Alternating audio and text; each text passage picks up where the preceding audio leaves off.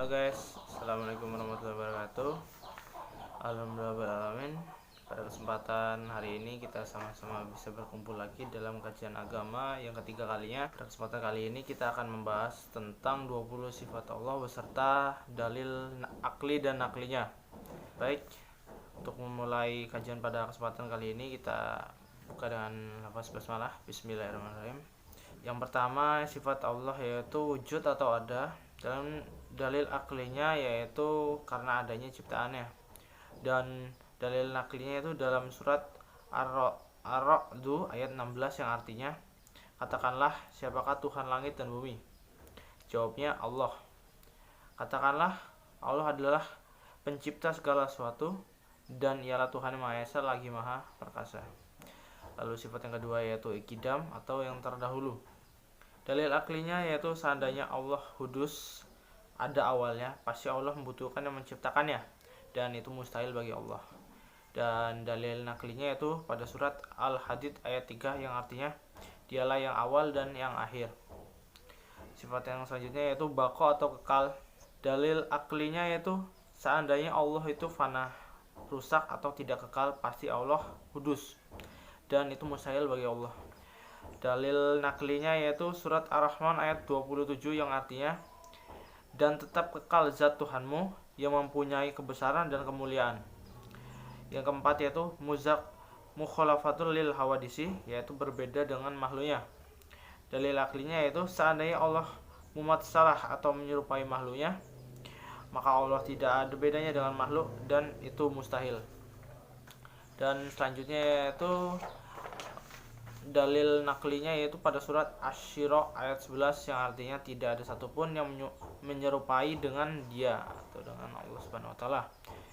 Yang kelima yaitu qiyamuhu binafsi atau berdiri dengan zatnya sendiri.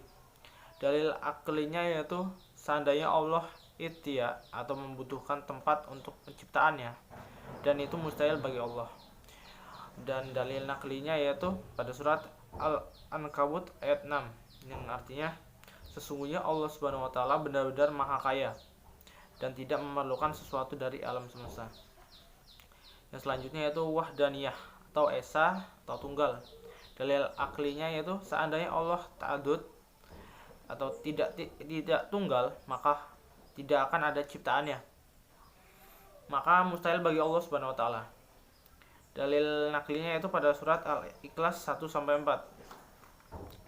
Yang selanjutnya yaitu kudrat atau berkuasa segala sesuatu.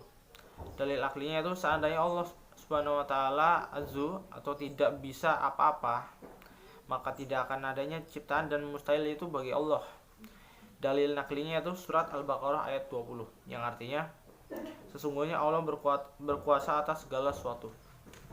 Yang ke-8 yaitu idorat atau berkehendak. Dalil aklinya yaitu seandainya Allah itu karomah atau perkasa, pasti Allah azu atau lemah, dan itu pun mustahil. Dalil naklinya itu pada surat Ahud ayat 107 yang artinya, sesungguhnya Tuhanmu maha perkasa terhadap apa yang Ia kehendaki. Selanjutnya itu ilmu atau maha mengetahui. Dalil aklinya itu seandainya Allah itu jahal atau bodoh, dan itu pun mustahil. Dalil aklinya itu terdapat pada surat Al-Baqarah ayat 231 yang artinya, dan ketahuilah bahwasanya Allah maha mengetahui lagi sesuatu. Yang ke-10 itu hayat atau hidup. Dalil aklinya itu seandainya Allah itu maut, pasti Allah tidak kuat kudrat atau sifat mustahil lainnya, dan itu pun mustahil. Dalil naklinya itu terdapat pada surat Al-Baqarah ayat 255 yang artinya, Allah tidak ada Tuhan yang berhendak disembah selain Dia yang hidup kekal dan terus-menerus mengurus makhluk-makhluknya. Yang ke-11 yaitu sama atau maha mendengar. Dalil aklinya itu tidak masuk akal apabila Allah itu tidak mendengar atau tuli, itu tidak masuk akal. Dalil naklinya itu surat Asy-Syura ayat 11 yang artinya, dan Dialah maha mendengar lagi maha melihat. Selanjutnya yaitu sifat basyar atau maha melihat. Dalil aklinya itu sama seperti tadi, tidak masuk akal apabila Allah itu buta. Naklinya itu surat Asy-Syura ayat 11, dan Dialah maha mendengar lalu maha melihat. Kalam atau berpikir. Dalil naklinya itu surat An-Nisa ayat 164, yang artinya dan Allah telah berbicara kepadamu dengan langsung. Yang ke-14 yaitu qadiron, dalilnya sama seperti sifat kudrat.